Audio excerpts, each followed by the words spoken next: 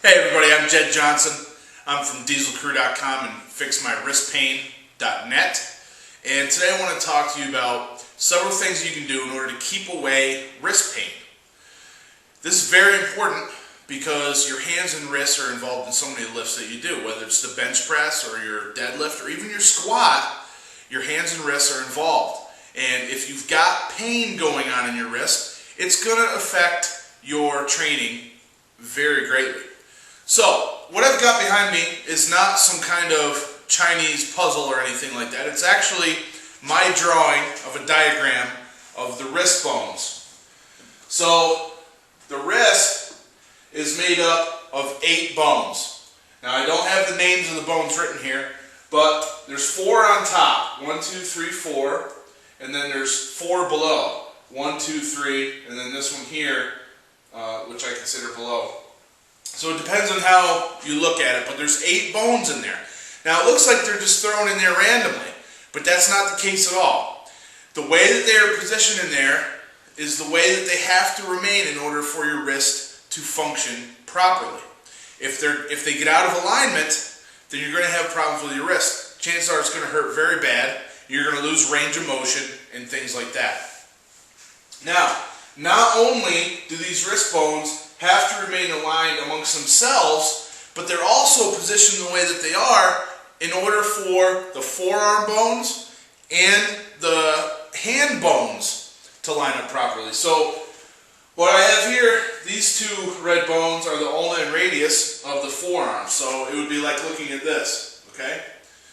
The way these are situated is the way these bones all line up. So you've got kind of a communication going on here, a relationship between the wrist bones that are here, the forearm bones, and also the thumb and the finger bones. So you can see, or if you look at any other diagrams online, you'll see that all of these kind of fit together like a puzzle.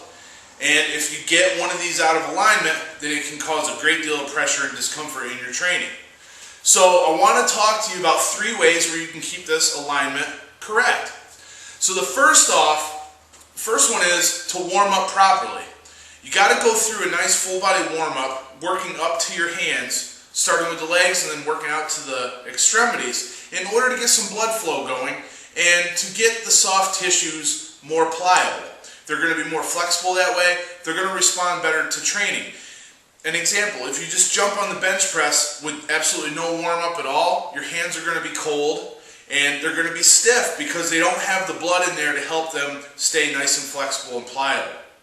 So if you go through a warm up, you can help yourself out greatly. The next thing is you want to stretch between sets because especially with the bench press where you have so much pressure on your hands, this is going to create a situation where things can get out of alignment. So because that pressure is there, you don't want to be retaining that pressure in between sets. You want to go through just a few easy stretches to just keep the blood flowing through there, get the waste out, and then to promote this alignment.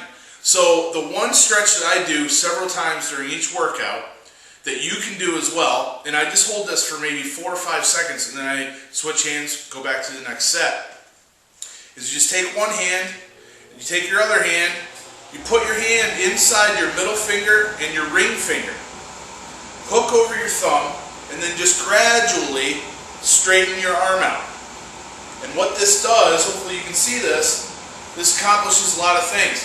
It stretches this part of the hand very well out. It opens up the wrist, keeps everything flowing through there.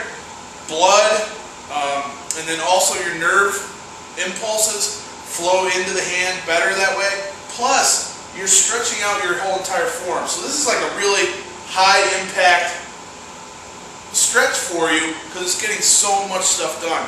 And it really only takes like a 4 or 5 second hold as a maintenance stretch in between sets. Now, the next thing that you need to do, and this is probably the most important of all, is you have to be aware of your technique. On the bench press, you must try to keep your wrist as straight as possible. Now your hand is going to bend back just slightly just because that's the way your hand is made up, and you're going to have a bar in there, so it's going to look like this. But what you want to avoid is some kind of wrist positioning where your hand is bent way back like this. Now, there is value in being able to grip the bar tightly, and because it will increase your weights lifted. Sometimes when people do that, and I'll take my marker, when they do that, they place the bar too far back in their hand. Remember, you're going to be benching with 200, 300, 400 pounds. When the bar is placed that far back and your hand gets bent back, that is a lot of force. That's a lot of leverage cranking back on your wrist. What you want to do is you want to have the bar placed more towards your thumb. You want to be able to grip it with your thumb, but keep it closer to your thumb like this. Get a good grip with your hand, and then that way more of the bar is placed right directly above the forearm, and there's going to be much less stress to your wrist. Listen, it's not always an injury that holds you back. Sometimes it's just the fact that you know something is going to hurt. How well can you concentrate on your lift if in the back of your mind you're thinking about the pain that you're feeling in the wrist? It's not a strain, okay? Your wrist isn't jacked. What it is just that discomfort of the leverage, just the sheer leverage going on of that bar being slightly out of the spot where it should be, and the pressure on the connective tissues and the bones in the wrist. If you get these three things right, I think your lifts are going to be much better. Now, if you've got wrist pain in other lifts besides the bench press, maybe it's push-ups, maybe it bothers you on front squats, maybe it's your clean and jerk, maybe it's your kettlebell training, check out Fix My Wrist Pain. We've got a great resource for you to help you address any types of wrist pain that you have. Plus, we've got a whole bunch of ways that you can make just slight technique adjustments on your exercises in order to make them a little bit better for your wrists, which is going to have a big impact on your results. That's fixmywristpain.net. Check it out today. Again, my name is Jedd Johnson. I'm from dieselcrew.com and fixmywristpain.net. It's been my pleasure to share this information for you. If you have any questions, please leave a comment below, and I'm glad to come back and respond. Thanks, and all the best for your training.